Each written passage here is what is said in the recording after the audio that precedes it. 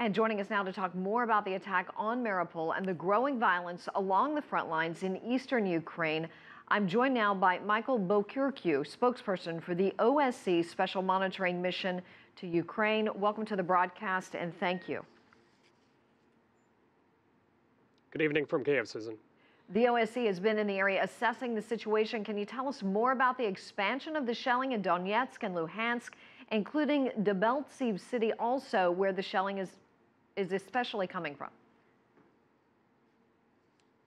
Sure. Well, we've been on the ground here since late March, early April, and it's especially in the past couple of weeks where we've been reporting in our daily reports of a kind of expansion of the area that's being shelled. At first, it was only in and around the very significant strategic target of Donetsk airport, but now it's expanded to, as you know, Debaltseve, which is a very important transport hub on the front line, as well as Mariupol yesterday. And but we must say the shelling in Mariupol yesterday was particularly massive. Our monitors counted at least 19 rocket strikes, and remember, this is over a period of only about 30 seconds or so. And as of yesterday, late yesterday, we counted about 20 dead, 75 injured, and 10 of those quite badly injured. Hence, the very strong wording by our chief monitor, Susan Ambassador Apakan, who called it reckless, indiscriminate, and a disgraceful attack on innocent civilians. Has the OSCE issued any kind of statement on what might have sparked the latest round? Well, we did issue a statement yesterday using those words, and also another call from Ambassador Apakan for an immediate ceasefire and for all parties to return to the negotiating table.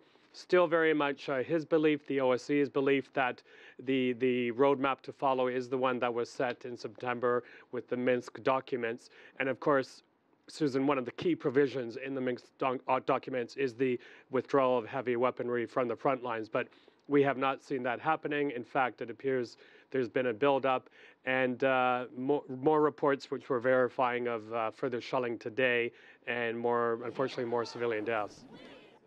Michael, the OSCE has been monitoring this, obviously, and urging both parties to come back to the table and implement that Minsk agreement you were talking about. But this next move is going to be political. So what role, if any, would the OSCE have in trying to help coordinate this?